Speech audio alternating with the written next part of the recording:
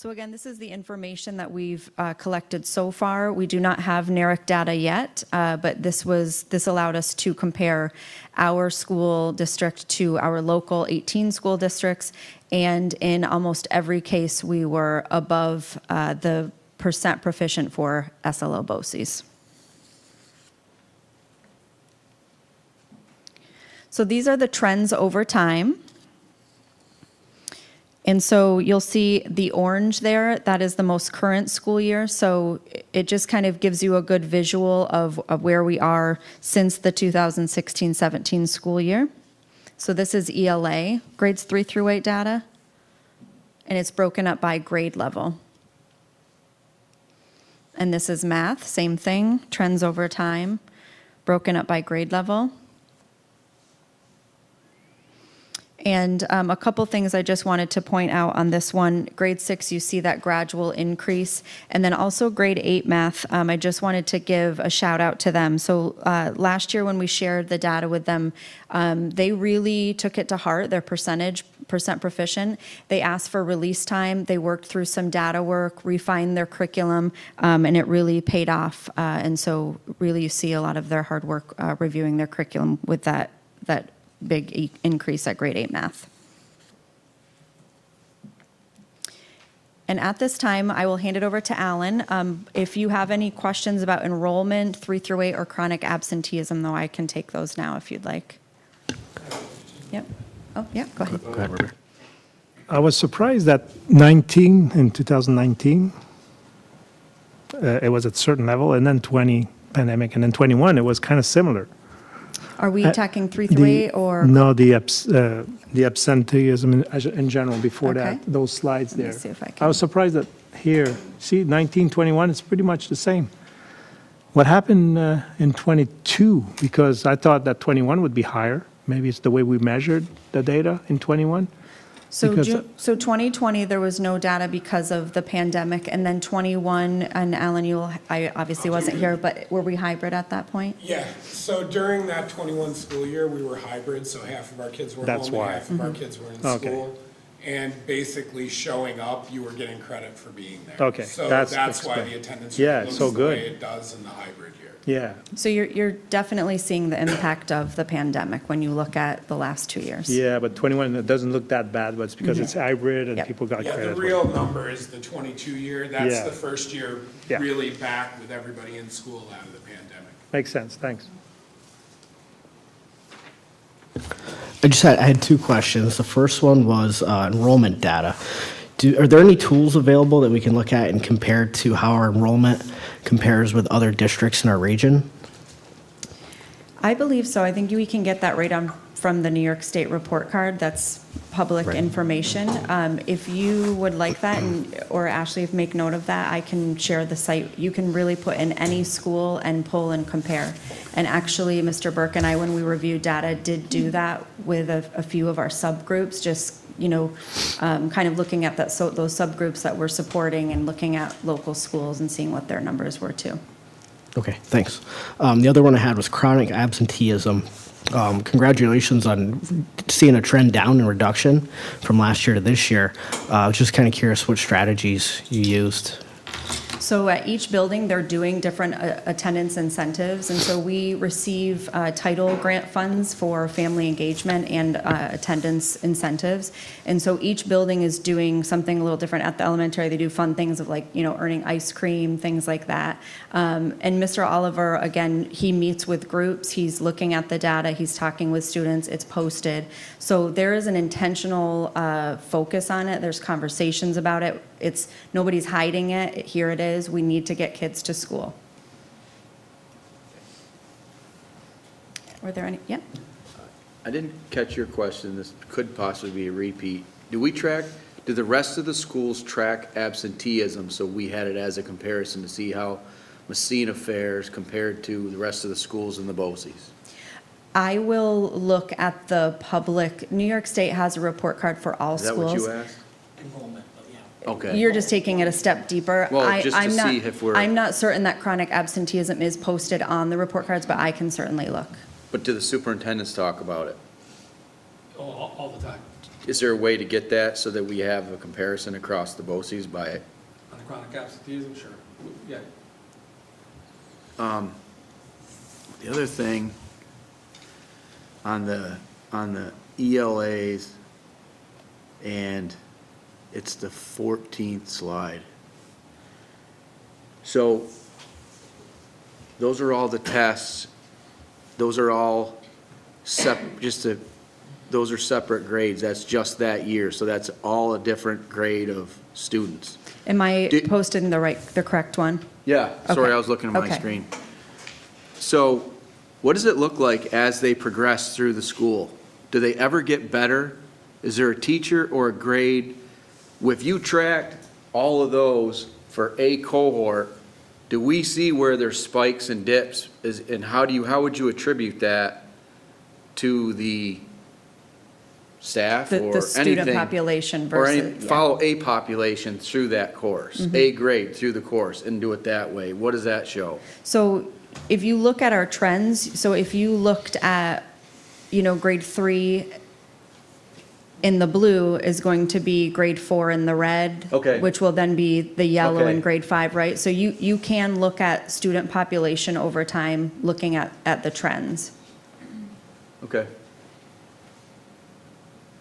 And that is a factor, Mr. Preda. Teachers will say, right, like, we had a great group, it was really easy this year, right? And then you have other years, it's like, ooh, that was a tough year, right? So there are differences, for sure, looking at different cohorts. All great questions, and if there's more questions, I'm always an email away. So thank you, and I'll hand it over to Mr. Oliver. Okay. Hi, how's everybody doing? Good. Busy day, busy day. So Regents data at the high school. As we get into this, just some things, we're going to look at a couple of different kinds of regencies. There's the newer Common Core regencies. The only reason I'm telling you this is they're kind of broken down into 5 performance levels, whereas the older exams are only broken down into 4. For the purposes of our conversation, it doesn't matter because we're going to be looking at proficiency rates overall anyway, but you'll see that in there. To reiterate, there's no data in there for the 1920 school year because that was the shutdown year and there was no Regents administration that year. And I would say that 2021 school year coming out of COVID, that's really the reset year. That year with no exams, kind of everything changed on us over the course of that shutdown and then coming out of it.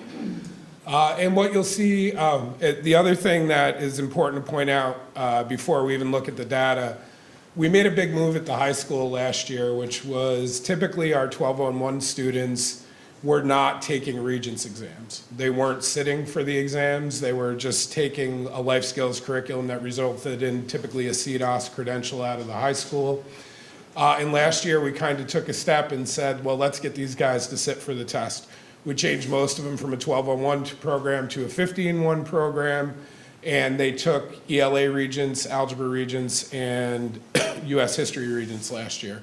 And it was not an inconsequential number of kids. It was about 25-ish, 30-ish kids in each of those cohorts. So if you're only talking about testing 180-ish kids, you dump another 100 or you dump another 30 in, it moves percentages around pretty good. So I'm just putting that in your head at the start.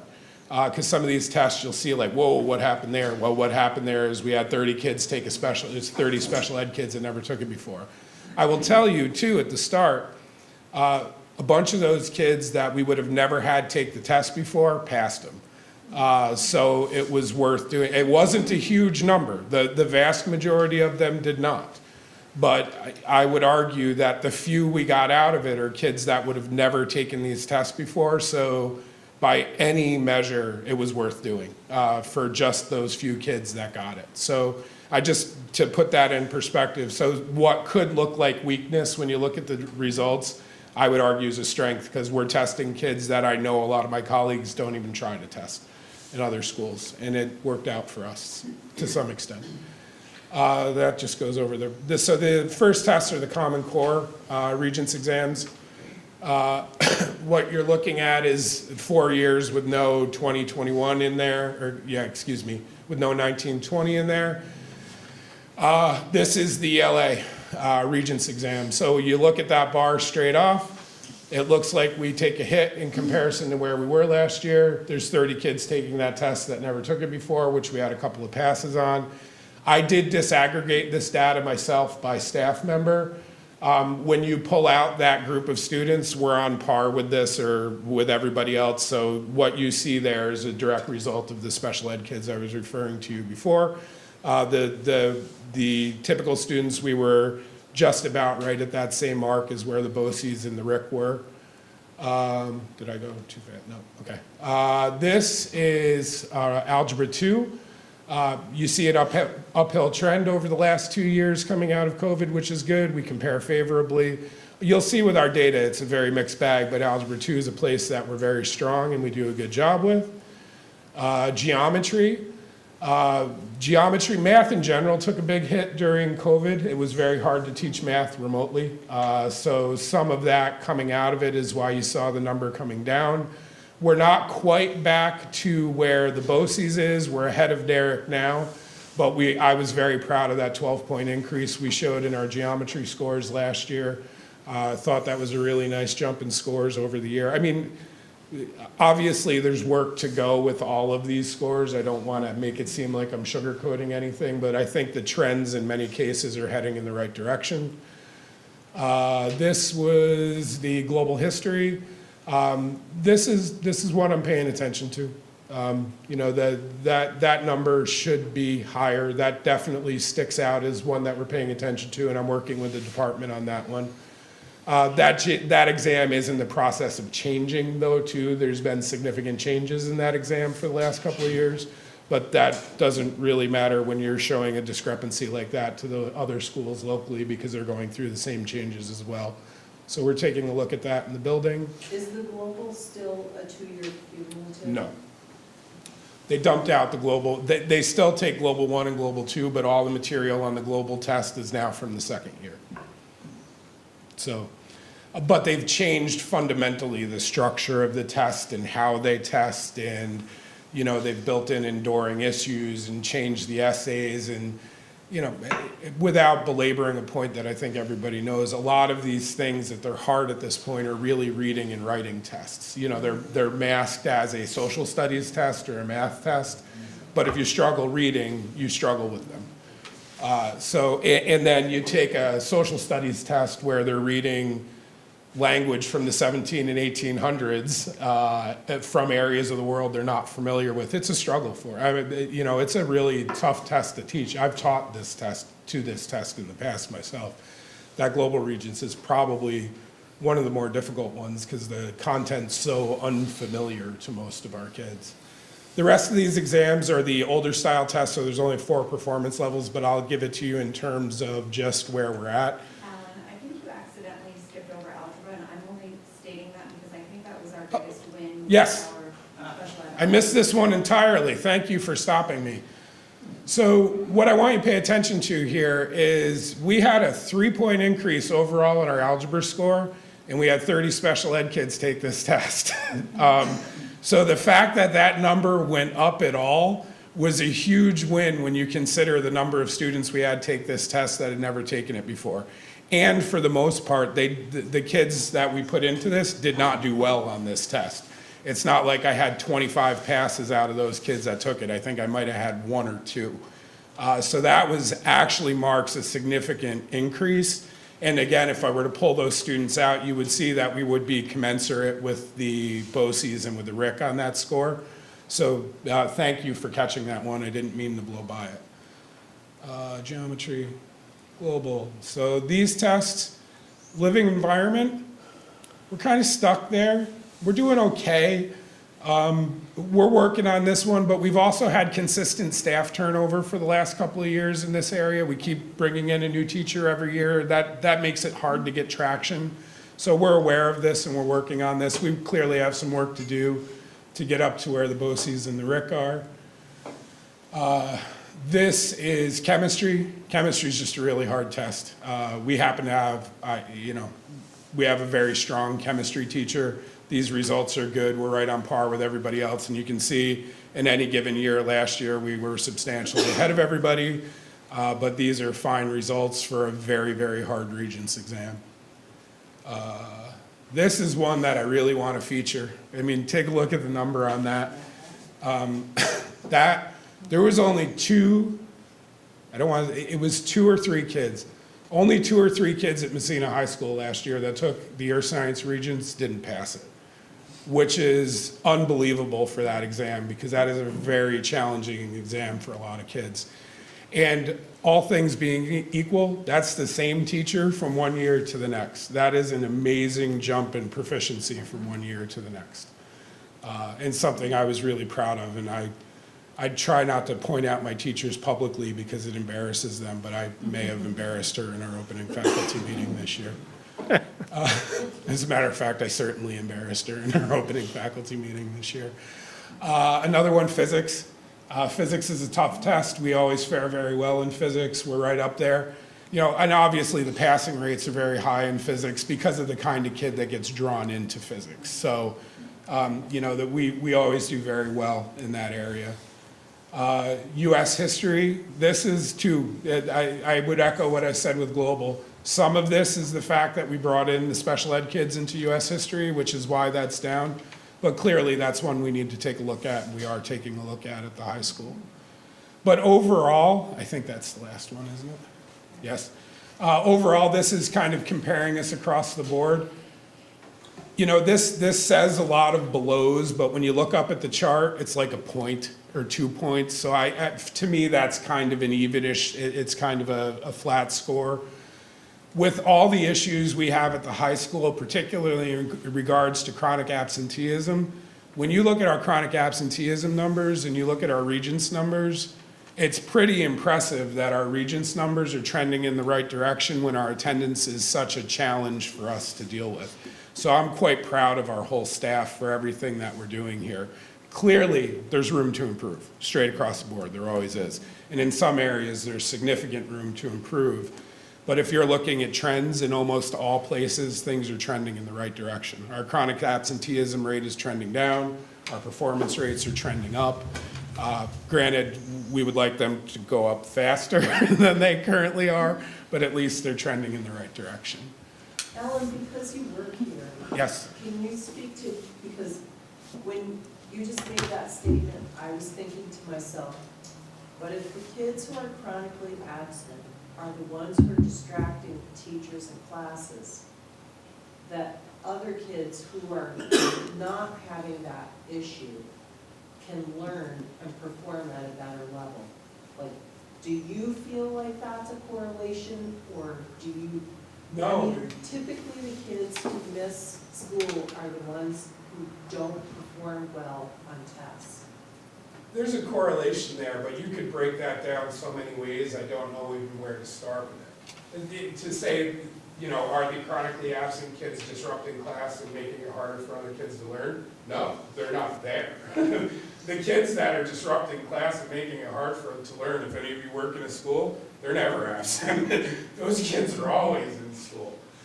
So, you know, that is not, I mean, yes, it's disruptive in the fact that the teacher has to worry about those kids and put materials aside for those kids, and it takes time.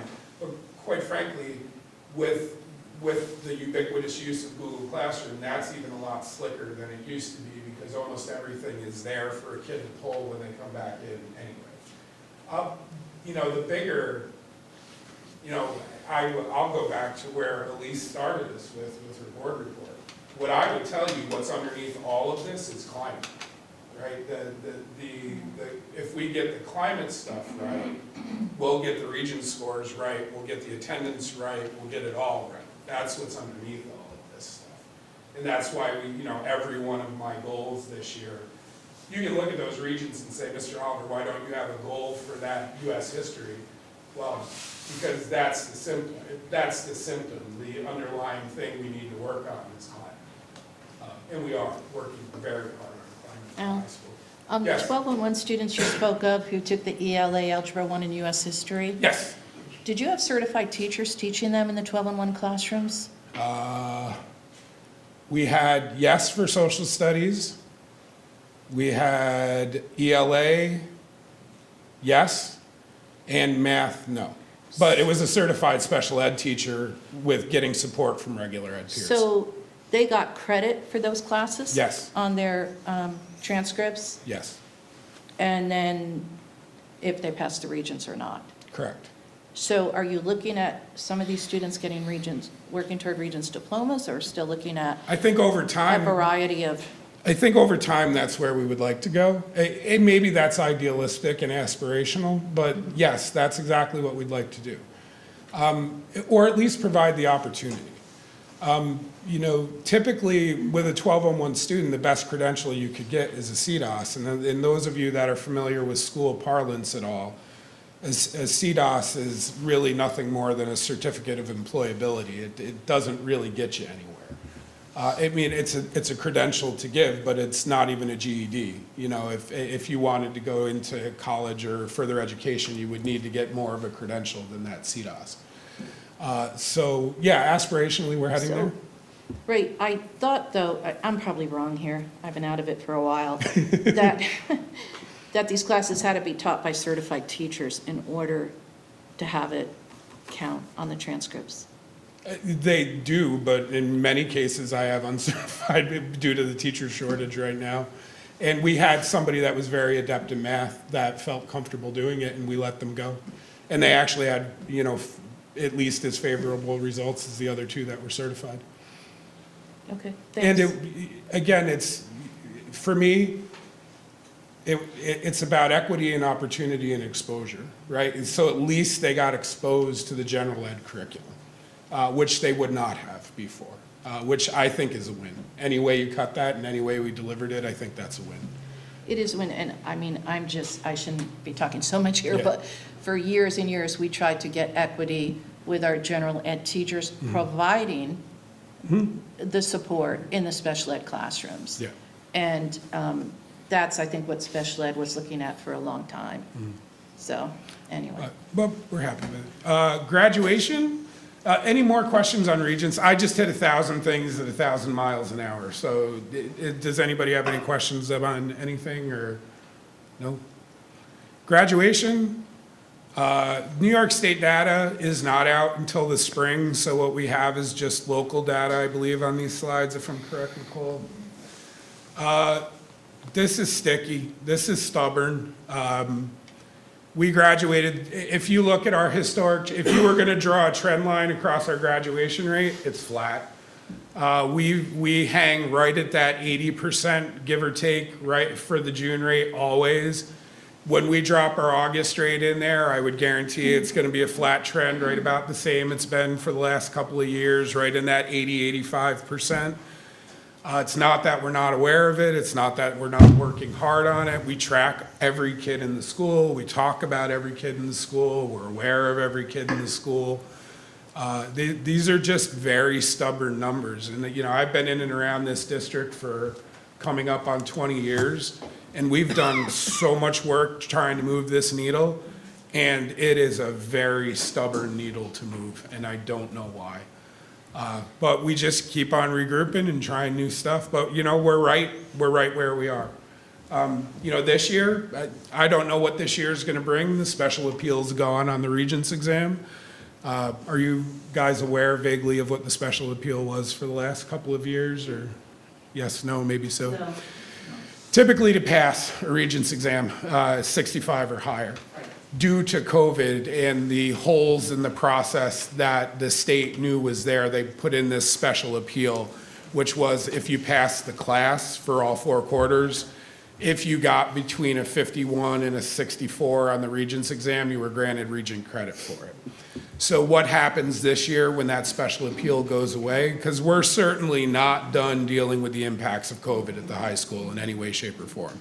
So that's something that Nicole and I worry about at night as to what that's going to look like at the end of the year. But that won't be unique to us. I think every high school, I know when I talk to my colleagues, and I would assume when you talk to your superintendent colleagues, that's not a unique Massena worry. That's a everybody across the state worry this year. So let me just make sure that I'm hearing what you're saying. So this coming June, the students will have to get a 65 or better on the Regents to get the Regents credit, Correct. no matter what they got in the class, or do they have to make a certain grade to sit for the Regents? Well, no, the policy in the district was always you pass the Regents, you pass the class. So you pass the Regents, you pass the class. And the only exceptions to that at this point would be special ed students that qualify for the safety net, which would be 65, I believe, is where they have to get to qualify. Or not, I said 65, I meant 55. Any other questions about any of this material? Are you sure? I was ready. You don't have I was gonna, BOCES? come on. You don't have BOCES data in there? There's New York State and Massena, there's no BOCES average. I don't know that we can get a BOCES average for graduation rate. I've never seen that. Yeah, it's only state and you compare it locally. You know, it'd be great if we did have BOCES data, or it'd be great if we had other rural high-need school districts that were roughly our size to compare against. You know, because it's always a little disingenuous to put a Massena up against like a Potsdam, for example, and pretend they're the same thing, because they're not. Again, you can go on the New York Yeah. State report card, put any school, any Yeah. neighboring school with a similar population and get this information. They just don't compile it for our region. They just give us the overall state. And if you wanted to do, locally, I usually look at Malone and Governor. Those are the two that I tend to be the most interested to see how they're doing, because to me, they're the most similar-ish to us. Malone's a little bigger, Governor's a little smaller, but they're close proxies for us. Any other questions? So you were talking about climate and how important that is, and then we had just been discussing about a group of us, Kevin and Zach and myself. and Jodell. With me subbing for. Right. So having a committee that was going to be looking at post-graduation and possibly how we're going to Track that? track. So we'll want to work closely with you and with Nicole about this kind of data. So how would we have access to that? Like, can we have access in a Google way so that it's like cloud So- shared? No, just because of student privacy, we don't share through Google. So Okay. I will work on probably getting PDFs to you, and we can figure out how to do that. Like if I print out hard copies and you pick them up before the committee or things like that. Okay. That's notoriously tricky data to know that as you're walking into it, because a lot of the times what you're getting is the kid in the spring of their senior year talking about their post-grad plans, for example. You know, I'm gonna go do X, Y, or Z, and before September rolls around, that kid's already not doing what they said they were gonna do in the fall. And then trying to figure out, once they walk across the stage, what happens to them is, I mean, it's hard for us to get the kids we have control over every day to answer us sometimes, so to get the ones that are gone, it's very worthwhile and worth doing, but I think it's almost worthy of a philosophical conversation about what are we trying to do and what data do we actually need, which I'd love to be a part of. I think that would be a neat conversation. So, and worthwhile, because if we could get a good handle on that data, I think it would be very helpful. So. Anything else? Not sure, Mr. Burke, but I think we just had another committee volunteer. Too, I think you also volunteered, Mrs. Carlson. Hey, we got voluntold. You just did it nicely. So, but I'm good with getting We voluntold. appreciate kindness. Yes, thank you. Thank you guys so much. Thank you. Now I'm gonna go clean up parent-teacher conference. So next we have Ms. Chapman talking about our UPK plan. We just talked about our kiddos leaving, now we're going to talk about our adults coming in. So I will talk about the Universal Pre-Kindergarten Plan. This is Abby Huber, our grade level leader for our pre-K. And this plan was developed between myself, administration, and Abby, looking over it and adding to our plan. So we have to create a plan and have the board approve the plan for pre-K. A lot of what is in this plan is what has been happening for several years in pre-K, but I will talk about some of the new things that are coming along or will be happening in pre-K. To try to work on this. The button to your right should go your There we go. So first, these are all of the different components that the state has us talk about in the plan. One being our eligible student, 4 years old by December 1st within the Massena Central School District. Every year, we do have to send out requests for proposals for eligible outside agencies to collaborate with us. And that consists of daycare centers, home-based daycare, private schools, the library, Head Start. So what they're making sure that we're doing is that we are allowing access to all students to be able to get the pre-K service, because we know that early intervention is the most important intervention. So with that collaboration, what happens is that community agency who are interested in collaborating with us, they have to do all of those things that are listed there. A description of the services that they're going to provide, how they will meet the goals that we have within our plan, their staff qualifications, their child-staff ratio, their admin structure, the budget, how they're going to propose to spend, because they can get 10% of our funding. Documentation of health and safety codes, capacity and experience in serving children. So we have done this for, has it been the past 2 years that they've had? So the past 2 years, but we have not had any collaborators or outside agencies that were eligible that wanted to collaborate with us. This is a little bit different. Registration, so on our registration day, usually it's a first come, first serve on basis, but the state wants to make sure that everyone's able to get the same equal opportunity. So we will be doing a random lottery by the school catchment area, so Jefferson, Madison, Nightingale. We'll be doing a lottery on registration day. So at 3 o'clock or 7 o'clock, because I know sometimes at night they have registration. We will do a lottery system, list the number of students, 36 for, the 2 elementary. And then our Madison, we have one, which I'll talk about, integrated pre-K, which only allowed 12 kids. And then the gen ed pre-K, which has 18. So then after that, after registration day, we'll then do a general lottery and say if Susie is picked next and there is a space at Jefferson, that parent can choose to put Susie at Jefferson or Madison or whatever.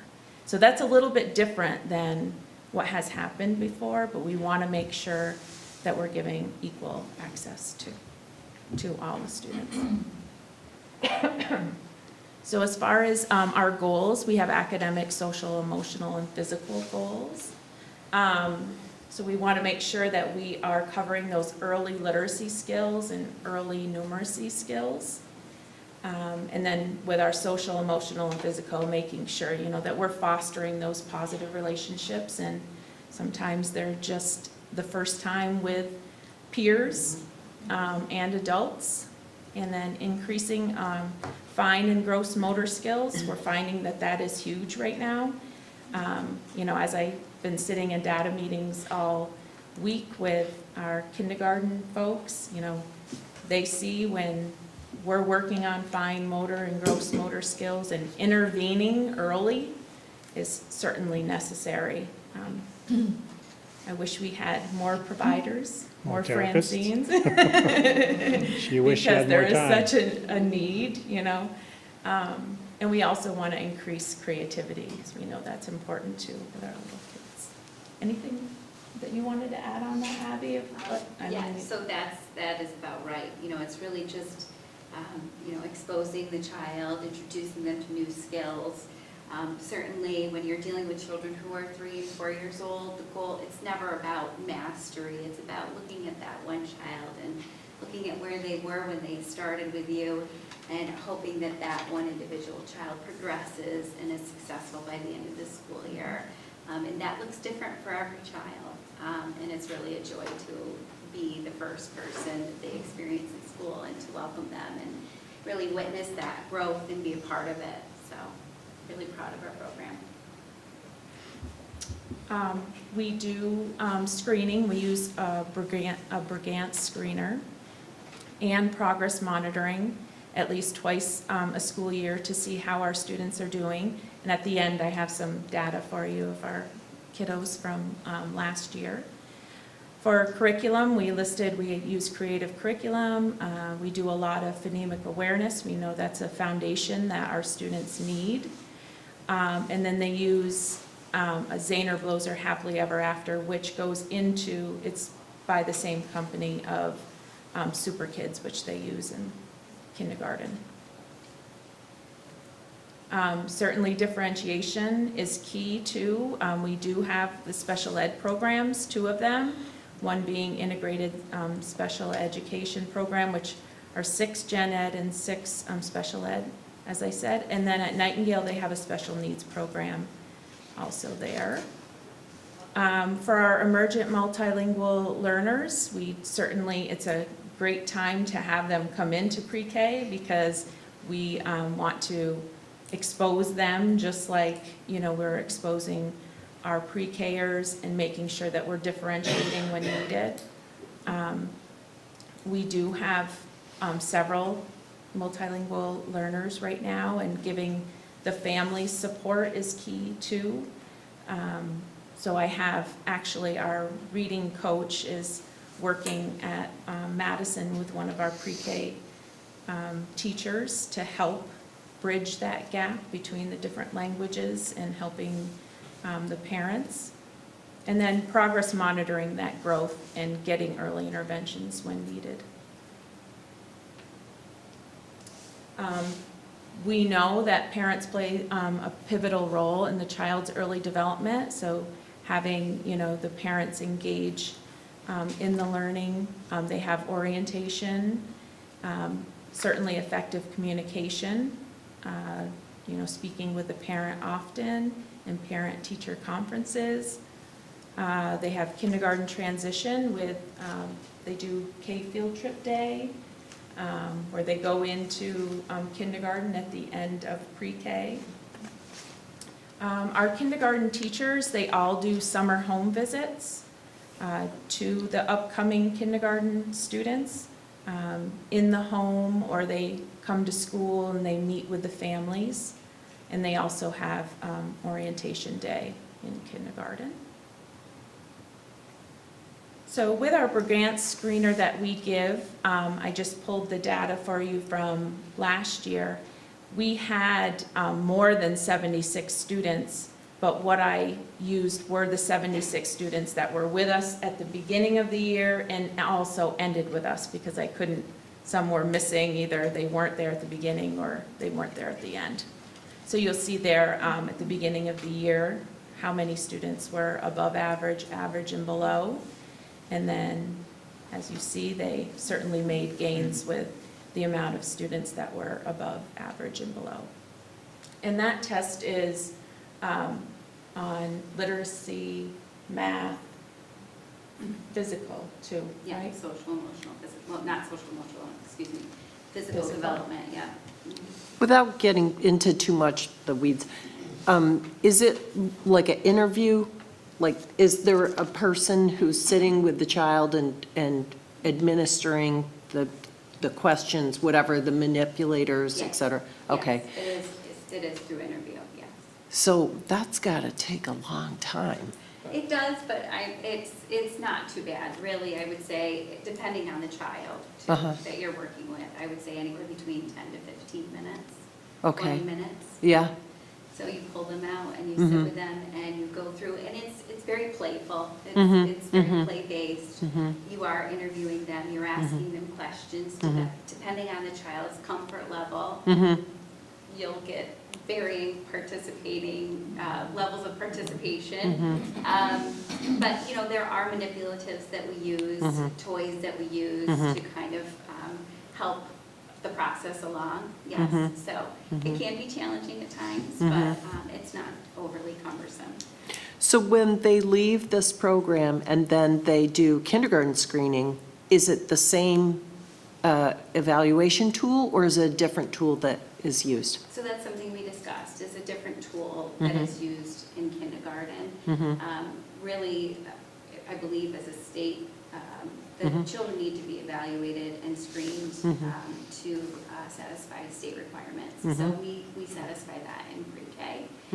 So our pre-K students, when they transition into kindergarten, they really don't necessarily need a screening, especially when we're doing benchmark screeners throughout the school year as well. But That's just for our new ones Yeah. that weren't with us in I see. pre-K.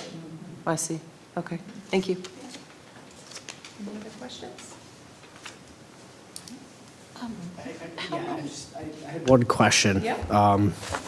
Speaking firsthand experience, I guess I'm grateful both of my kids came through the pre-K program. So I was fortunate to see their transition into kindergarten and how that benefited them. So I guess kind of the question I have is, do we have kind of a rough idea of the number of kids who are left out of the lottery, who aren't selected, and looking for other options for daycare? And then also, How many are on a waiting list? yeah, how We have many 4 students? right And that's across the whole board for all Right, all schools? Okay, well, that's pretty good. I didn't realize that. And then, so what kind of restrictions are holding, I guess, the pre-K program back? now. As far as, allowing more? yeah, allowing more students. So we're only allowed 18 students for one teacher and a The ratio, right. So is it classroom capacity? Is it just the teacher shortage? I guess, what's the? No, it's room.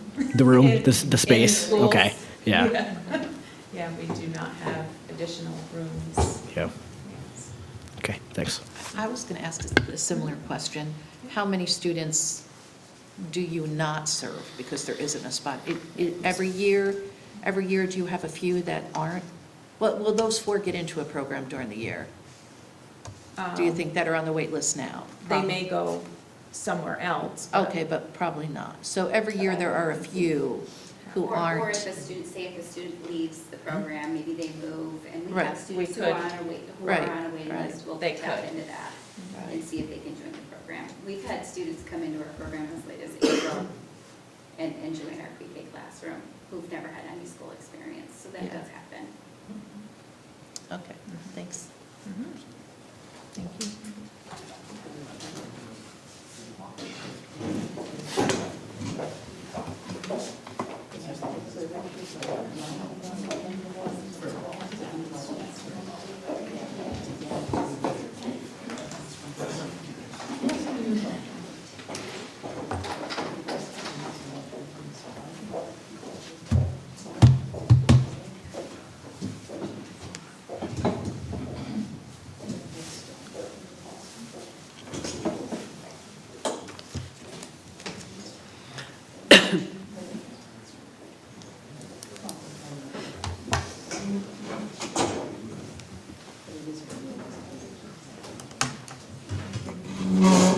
Okay, the next couple of items, we have requests for busing December 8th by PALS, and they are going to Upper Canada Village.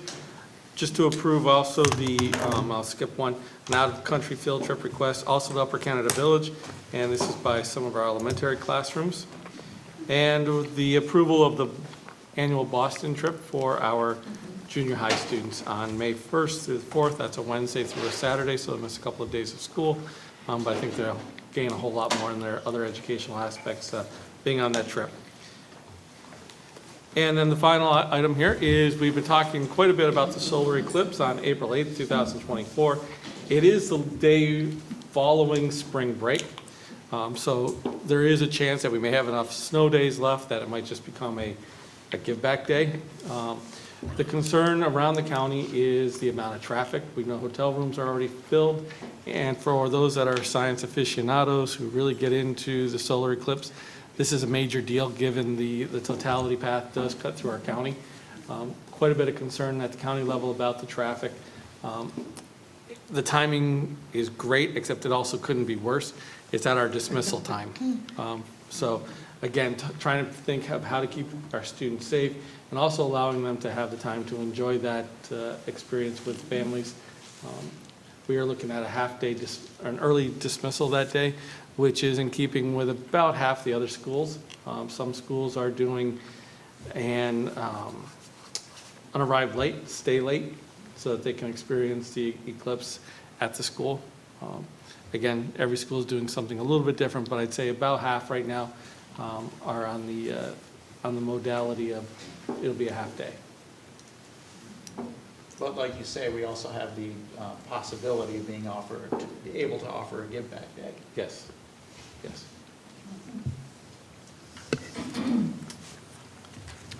Okay, that's it? That's it. Mr. Yes. Okay. Thank you. Thank you, Mr. Burke. We'll move on now to recommended actions. First up is the consent agenda.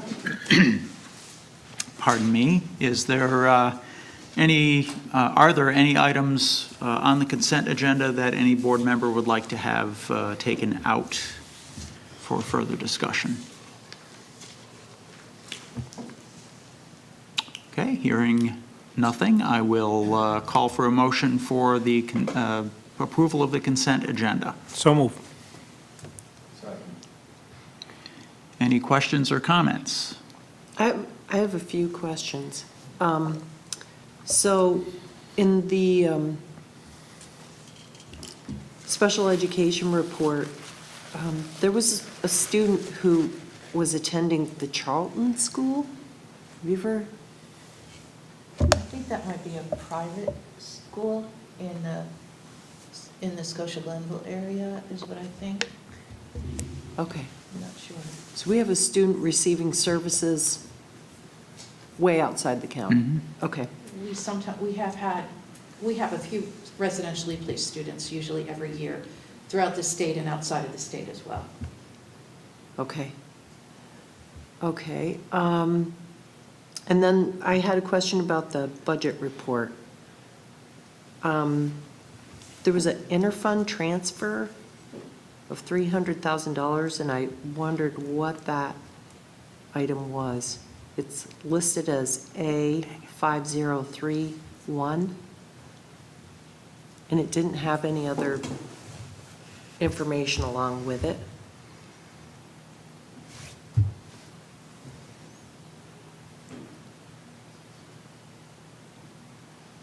I'm sorry, which report are you on, Trish? Budget status report. Mm-hmm. Okay.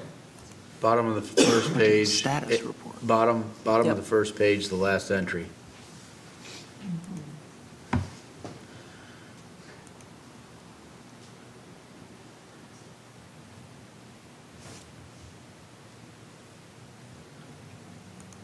Let me get back to you on that one. I'm not quite sure where that 300,000. Okay. I don't want to take a guess. I think I know, but I'd rather have the right answer. Okay. Yep, that's it.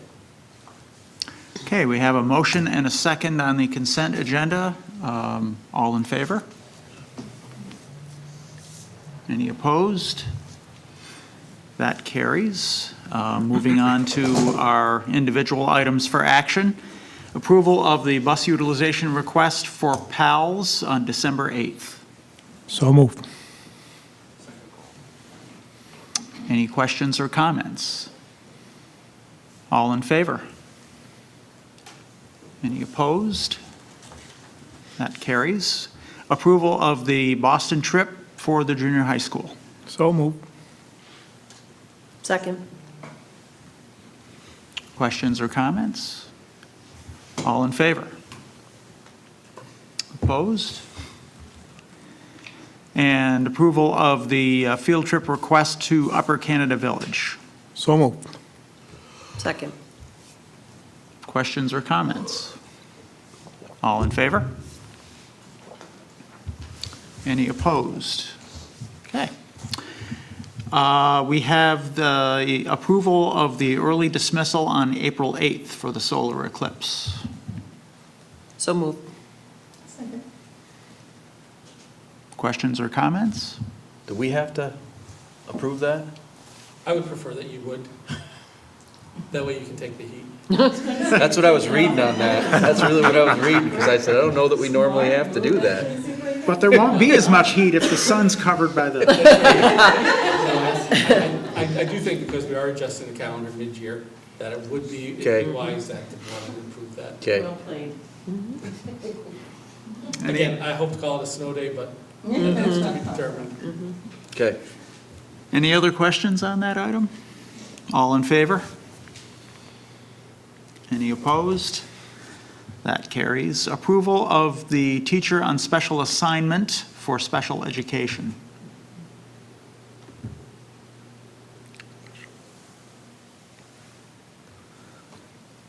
We need a motion? Second.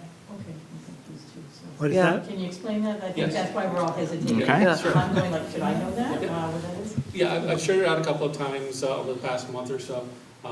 As we are in our transition phase, still with our special education director, and we were still short some key personnel, a couple of things that have come up, and I'll certainly ask Megan if she'd like to address anything I'm going to miss. We're still short. We had eLuma, who was providing psychological services, basically paid for desk reviews of students. We ended up removing ourselves from that contract for some very specific reasons, and that was a fairly significant portion. It was about 1 day a week as late as it should have been. We also no longer have a 504 coordinator. That was a stipended position in the years prior. And so what we're looking at is to bring a teacher on board to help in those more administrative, more review functions in the special education department. And we're also looking again at the idea of what is our special ed department looking like truly today, and what do we want it to be looking like in the future. Alan spoke a little bit about that transition of students at the high school from 12-1-1 to 15-1-1. But we're also looking at a significant need in the future for 8-1-1. And this all takes strategic planning, which we really need to get on now. One of the things that happens with special education is it can kind of get away from you. You're dealing with the day-to-day, you're dealing with referrals, and you get mired down in that, and sometimes you just have to regroup. And I think that, again, this is a perfect opportunity with a new director to explore this for the year and get that help that Megan can use. And it's also rather annoying as a superintendent when my special ed director, who's next door, is here later than I am. She is truly burning the candle at both ends, so I'm looking to provide some relief for her. And that's... I think it's a great idea, and I hope we can see it today, tomorrow, well into the future, to allow our special ed director more time to actually be a special ed director. The special ed director in Massena does an awful lot that Atosa and maybe an additional chairperson, an additional secretary could support. So I would say, I would say yes to this, and hopefully just have it be part of the, part of the plan. Well, one of the things I want to be careful of, and this is, as Mrs. Charleston and I were speaking, as we looked at our numbers of special ed students, there is a slight decline, but our students are presenting greater and greater needs. So it's not a matter of, oh, this should be easy because our numbers are going down. It's the exact opposite effect. Our children are coming to us with that much more of a need. So I didn't want to go back and look at the data and say, wait a minute, why did we just do this? There is a real rationale. And there's less opportunity outside of our district to provide support for students as well. So we have to be looking here to create new programs, as you say, for our students. Okay. Thank you. Any other questions? We have a motion. Can I get a second on that motion? Second. Okay. And now, any comments or questions further? So Ron, do you have somebody in mind who wants to take this on, or how are you going to do that? Open So it what up? we'll do is we'll open up through the MFT contract. Okay. We'll advertise it. Okay. And we'll see who's interested. Okay. And then between Megan, I'm sure she'll have a small committee, I'll probably be part of that as well. Okay. Determine who's going to do that for the remainder of this year and going forward. Okay, so then does that then make another domino effect where now you've got to hire another special education teacher to take over that person's? There will be a domino effect, but I think if our suspicions are right about who's interested, I think we have this pretty well covered. Okay. Again, it all depends on who actually puts their name forward. Okay. But, and ultimately gets selected. I do think there's a pathway. that Okay. We can take care of this. Okay, good.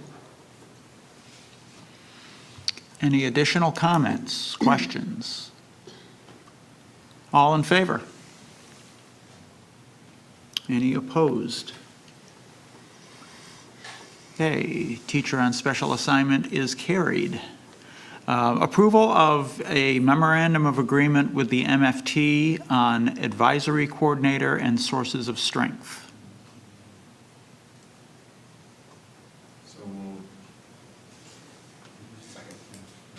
Okay, we have a motion and a second. Any comments or questions?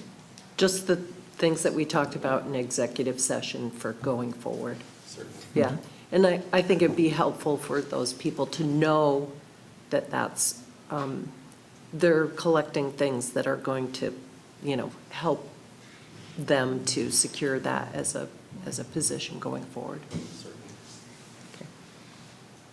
Anything else? Okay, all in favor? Any opposed? That carries. Approval of a memorandum of agreement with the MFT on the 85+ Club. Second. Okay, any comments or questions? Okay, all in favor? Any opposed? Very good. Approval of personnel action items, Mr. Burke. So, Mr. Hagan, I would ask that the board consider for approval items numbers 1 through 87 and 89 through 96, and to leave item 88 off for a separate vote. Okay, So, second. any questions, any clarity needed on what exactly we're voting on? So it's everything on the personnel sheet except for item 88. Okay, any, all in favor? Opposed? That carries. Okay. And I guess now we'll call for a motion on item number 88. So moved. Comments or questions? All in favor? Any opposed? Any abstentions?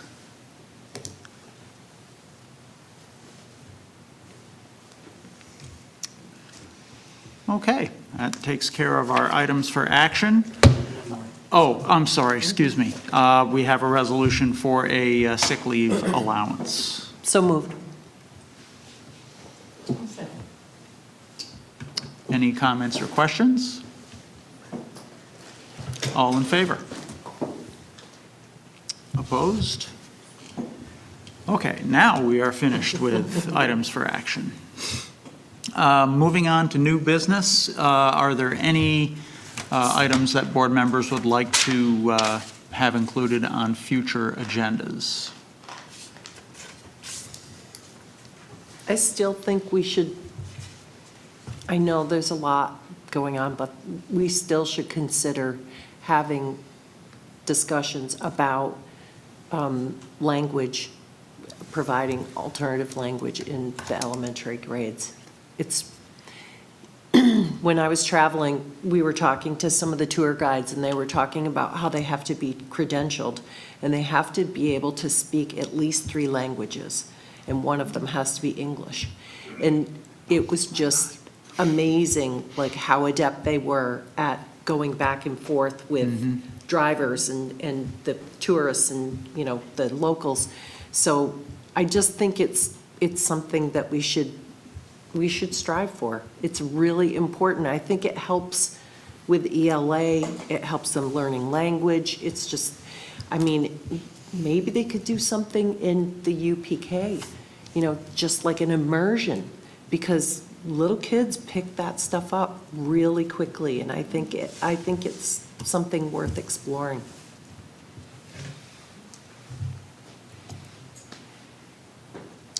I agree. And we know that when Mr. Brady presented to us last year, he held up the, I think it was Lake Placid, that offers foreign language to the younger set, and there may be some resources that we could draw upon there, whether they be a presentation or, you know, teacher visits to the Lake Placid system, whatever it could be. Yeah, I agree, Trish, and I think having lived internationally, I see exactly what you're saying. And to introduce the language should be as early as possible, not later. There's all sorts of research that says that's when you pick it up. And living for almost 7 years in Europe and Asia, I am telling you how stupid I felt, because It's harder you know, to learn most when you're Americans older. speak one language, and these people standing next to you who probably, you know, some of them older people who didn't even get through our equivalent of elementary school could speak at least 2 languages fluently. And I think, you know, I've spoken about this, as have Yeah. you, quite extensively, that if we could start as young as possible. Well, too, weren't they talking about that they had students currently that they were providing services to because they were at least bilingual, or they were speaking another language at home?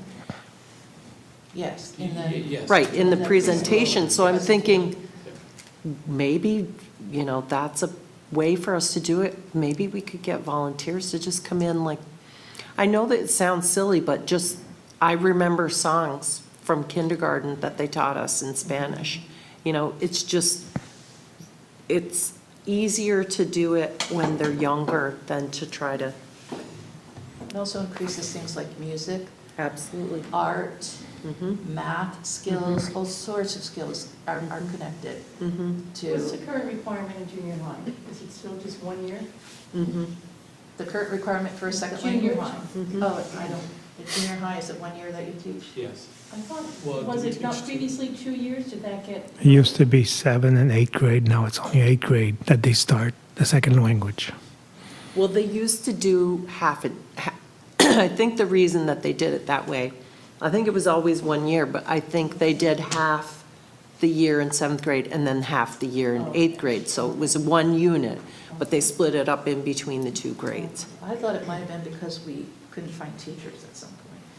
I will say right Likely. now, it will be very, very difficult to find a foreign language teacher. Yeah. But it doesn't mean that we don't explore it and take a look. I mean, it's easy for me to sit here and say, okay, do we need 3? Or or is it 6? Well, for French and Spanish. I think we really need to take a look at what are some of the other schools doing that are providing it at the elementary level? What does that model look like? Then we can come back as a board and you can hear from us what that model would look like, and then we can go to panic mode if we think, okay, we have to hire X number of foreign language teachers, which may or may not exist. But let's not go that far down the road until we have a better sense of, Yes. well, let's not say we can't do it. Okay. Until we know what it is that we would like to try to do. Yeah. Okay, thank you. Let's have a plan, yeah. There's different ways of doing that, but if we could think about it, then maybe have the language chairperson present on the benefits and the possibilities and what it could look like, and look at options. I would dare say that most foreign language teachers are going to tell you the earlier that we begin teaching, the better. And it only makes sense. And maybe we're doing everything backwards. Maybe we should be teaching foreign language from grades K through 7 and forgetting Well, secondary. the research strongly says that when we start teaching it, the brain is already, most kids can't pick it up as well or as easily as they could have when they were younger. The brain you know, that a human infant is born with, to be able to understand every language on earth, but as they grow and develop, the brain is pretty efficient and they get rid of a lot of those skills. So you can hear it when you're little, you can't hear it or, you know, remember it at middle school and high school, and most schools that I'm aware of and my kids went to in the United States started. It wasn't in kindergarten or preschool where it went out. And you can't reproduce the sounds also. There's sounds that it's hard to reproduce in another language. Like me, I still have. Yeah, obviously, this is a It's easier when you're younger. real critical point for me, Trish. What do you think, Joyce? Pardon me? What do you think? What do I think? Yeah. I think that that was interesting what you said, maybe we're doing it backwards. But there are high school requirements, right? There's some Yes, sir. requirements that has to be done in high school. Yeah. But, yeah, I'm learning French now. I mean, I'm 68 years old. It's 3-4 years, and, you know, it's hard. You wish you would have learned it earlier. Yeah, I spoke Hebrew when I was young, but, you know, wouldn't want to come back to that now, although I'd like to. Yeah, you got to do it when you're young, absolutely. Thanks. Any other items for agendas down the road? You sort of teased us with Yeah. an idea that you came back with. Is Yeah, this something that? yes, I would like. I wanted to run it by you. I would like to present it maybe when you create the agenda. I would like to talk about how to bring pride to the district. Ambassadors. I would like to create ambassadors. But I have a plan. But it's kind of. I would like to discuss it first. But maybe like it's going to take 5 minutes to present what I have in mind. I we'll wonder, are the Has to be with the are brand. the resources that were used in the workshop, are they available to you at this point? I No, mean, it's they something make that I them came available- up. It's an idea I came up with. It's completely new. I've never seen nowhere, but I just put one and one together with everything I saw, and I think there's a need for that. And what I'd like to present and get my ideas together and talk to you guys at the agenda moment and see if it makes sense. We'll talk about it 5 minutes, and we'll decide if it makes sense. It may very well tie into what Elise was talking about before, trying to make some pride. Yes, It's very it has. difficult, and, you know, I'm not speaking out of turn, Alan and I have spoken with us about this as well as Mr. Reagan. It's difficult to walk into our building and say, oh, yeah, we're at Massena. No. We'll see something happening in the gymnasium here, hopefully very soon. We just signed off on that today. Again, it's showing the pride that we are Massena. Elise and I spoke at length yesterday quite a bit about this. Love to have and it sounds kind of silly, but the more that we put our brand out there, Yep. even on the light bulbs, just having the Massena banner, especially at the high school coming in for the students if nobody else. Again, that shows pride in our school. Yeah. And I think that also then talks to the culture, talks to the climate, and it's all of that. Really, if you look around here, we don't see enough red, we don't see enough BM, but we need more of that. It's going to Salmon River a couple of weeks ago for volleyball, for the sectionals. It's like, you couldn't turn around without seeing a shamrock somewhere. It got a little annoying, but it was really good. I mean, they really are pushing their brand everywhere. Even to the green and white light that goes around the perimeter of the building. The LED was, not that I'm suggesting that. But again, the brand was there. We have a new logo also. We have a new logo. We're proud of that logo. But what I was thinking is to put a face behind that mask there. So, and that's my idea. It came from something where we're going to see who those people are, the ambassadors that you see behind the mask. It's about revealing people that are behind the mask. That's going to be ambassador. And anyway, I think we'll talk a little bit about it next month. I think when we have more time. Cool. It's important for the kids. to be Yeah, part of the community, you know. it's not just a big guy with an armor. It's also females and students and teachers. It's a lot of people that are representing Massena Raiders. And hopefully that's going to tie into the survey that we do of our graduates to really get our grads, our alums, especially if we go out to 5 years or wherever that might be, to get them to reconnect.